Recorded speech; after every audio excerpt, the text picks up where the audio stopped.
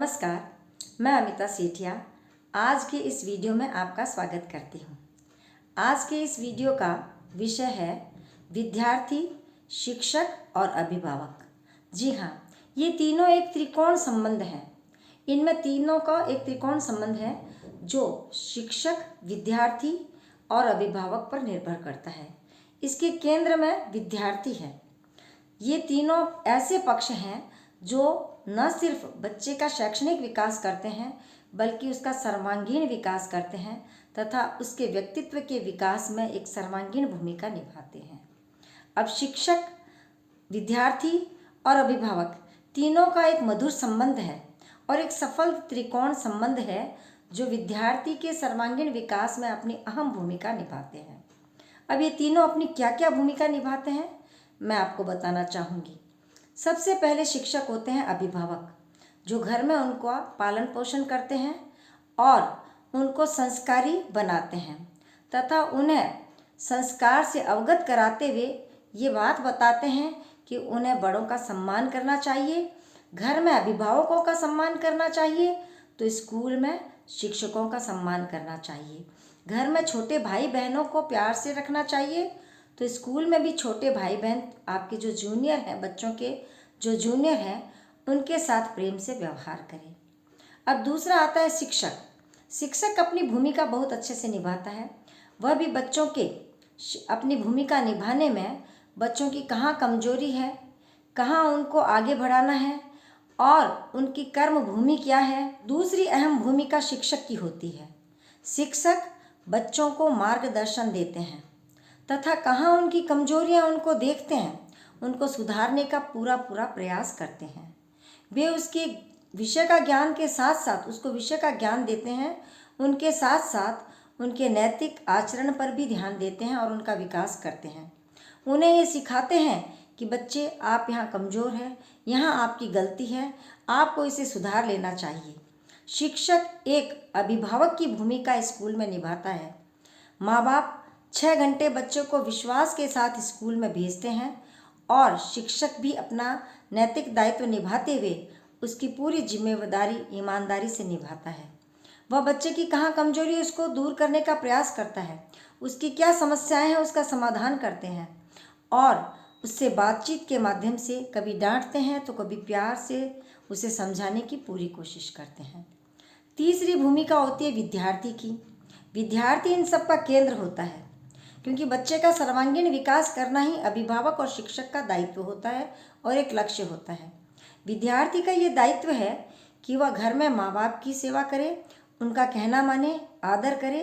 तो स्कूल में जो विद्यार्थियों को शिक्षक मार्गदर्शन देते हैं, उनका मार्गदर्शन को माने, उनका कहना माने और अपने जिस लक्ष्य के लिए वो स्कूल में आते हैं, शाला में आते हैं, उसको प्राप्त करने के लिए कठोर मेहनत करें। ये तो तीनों की भूमिका हुई।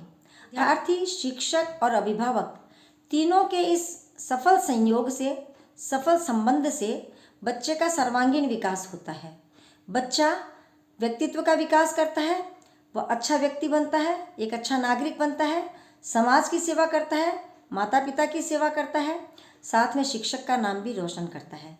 शिक्षक की हमेशा ये जिज्ञासा और एक भावना रहती है कि मैं तो चाहे गुड़ रह गया लेकिन मेरा शिक्षक, मेरा विद्यार्थी चीनी बने, वह आगे बढ़े, मुझसे 2 कदम आगे बढ़े और समाज और देश का नाम रोशन करे। जो वो नहीं कर सका, बच्चा करके दिखाए। वो हमेशा अपने बच्चे को एक दुआ देता रहता है कि वो एक सफल नागरिक बने और देश की सेवा करे। व्यक्तित्व के विकास के साथ साथ वो समाज को एक सकारात्मक सोच भी देता है। जब अच्छा बच्चा बनता है, अच्छा नागरिक बनता है तो समाज को एक अच्छी सोच और सकारात्मक सोच देता है, समाज को अच्छा योगदान देता है, बच्चे में एक आत्मविश्वास बढ़ता है। जब विद्यार्थी, शिक्षक और अभिभावक तीनों मिलकर काम करते हैं, एक ही धुरी पर काम करते हैं, सफल संयोजन करते हैं तो बच्चे में आत्मविश्वास बढ़ता है, वह निरंतर आगे बढ़ता रहता है और जीवन में विकास करता रहता है। अब प्रश्न उठता है कि विद्यार्थी, शिक्षक और अभिभावक तीनों में सफल संबंध कैसे स्थापित हों। तो आपस में सहयोग की भावना होनी चाहिए। अभिभावक भी शैक्षणिक स्तर पर टीचर का पूरा सहयोग करे। टीचर अगर कक्षा में डांट भी दे बच्चे की गलती से तो अभिभावकों को उनको स्वीकार करना चाहिए उन्हें ये बताना चाहिए अपने बच्चे को कि ज़रूर आपने कुछ गलती की है, आपकी गलती सुधारने के लिए ही टीचर ने डांटा है। तो टीचर का भी ये कर्तव्य होता है कि बच्चे को जहाँ डांटते हैं तो वहाँ उसे प्यार से समझाना भी चाहिए। जब कभी उन्हें ज़रूरत पड़े, उसके टीचर की सहयोग की बच्चों को ज़रूरत पड़े तो उसका पूरा सहयोग करना चाहिए। भावनात्मक दृष्टि से उसे अपनी कोई समस्या है तो प्यार से पूछना चाहिए। उसके समस्या का समाधान मिलजुल कर प्यार से करना चाहिए ताकि बच्चा हताश न हो, उसका आत्मविश्वास बना रहे। साथ ही साथ पर उन दोनों का संबंध, तीनों का संबंध अच्छे से स्थापित होने के लिए शिक्षक और अभिभावक के बीच में निरंतर नियमित रूप से संवाद भी होना चाहिए। आपस में संवाद होने से पेरेंट्स को क्या दिक्कत आ रही है बच्चे के साथ, वो शिक्षक से सहयोग कर सकते हैं, शिक्षक को कह सकते हैं। और बच्चा भी क्या समस्याओं से जूझ रहा है वह अपने टीचर को सब कुछ बता सकता है, बशर्ते कि टीचर उसे प्यार से पूछे।